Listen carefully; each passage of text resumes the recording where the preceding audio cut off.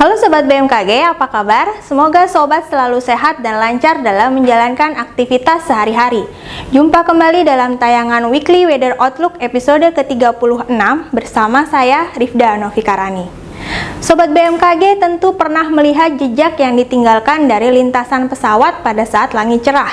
Beberapa dari Sobat BMKG mungkin mengira jejak ini adalah asap dari pesawat, seperti saat kita melihat asap dari knalpot kendaraan bermotor di jalan, atau Sobat mengira pesawat dalam keadaan darurat.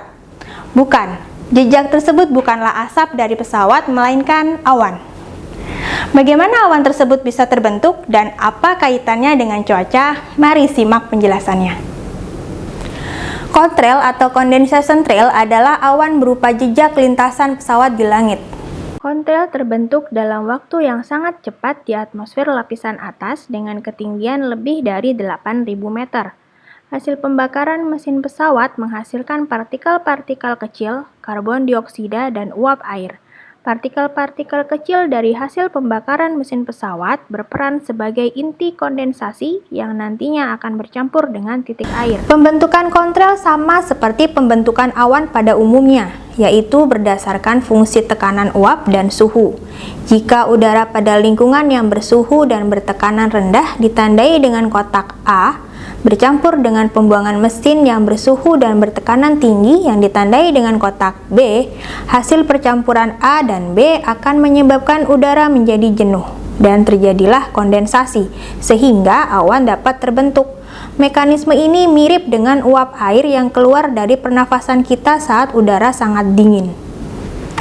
Namun tidak selalu lintasan pesawat menghasilkan contrail.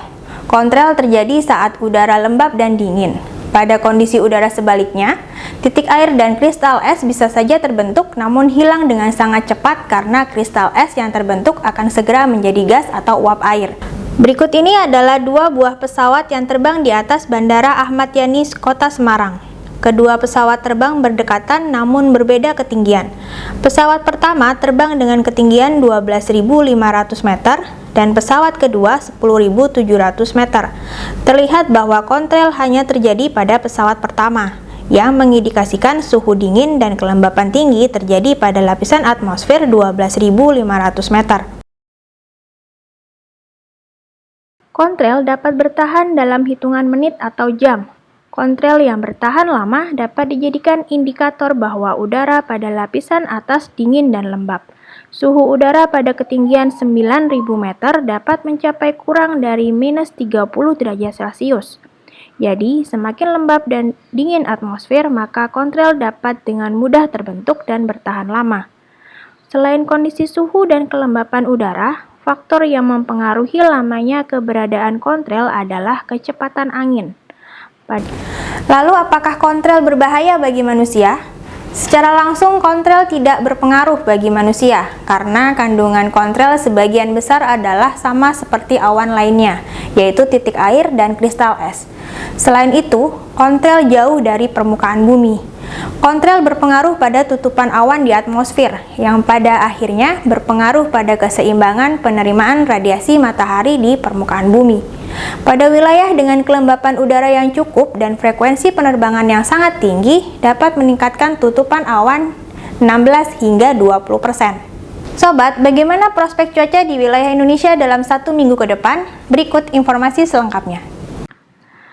Hasil analisis kondisi dinamika atmosfer terkini menunjukkan adanya pergerakan suplai uap air basah dari Samudra Hindia Timur Afrika ke Samudra Hindia Barat Sumatera atau Indian Ocean Dipole yang mampu meningkatkan potensi hujan terutama di wilayah Indonesia bagian barat.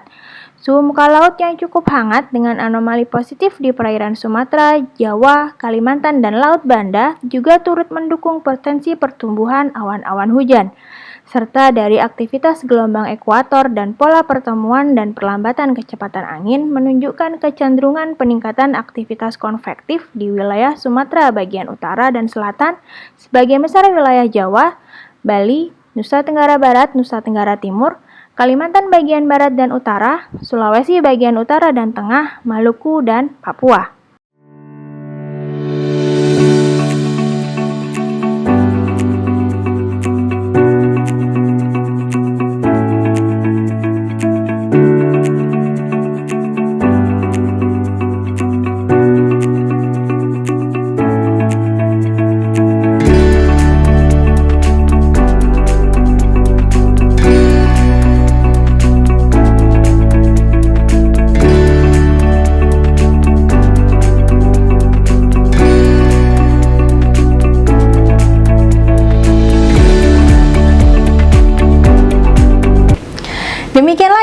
yang dapat kami sampaikan. Semoga bermanfaat bagi sobat semua.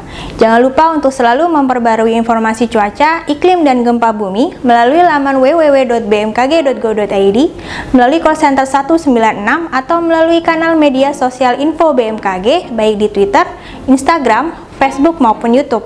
Sobat juga dapat mengunduh aplikasi info BMKG melalui smartphone, baik di App Store maupun di Play Store.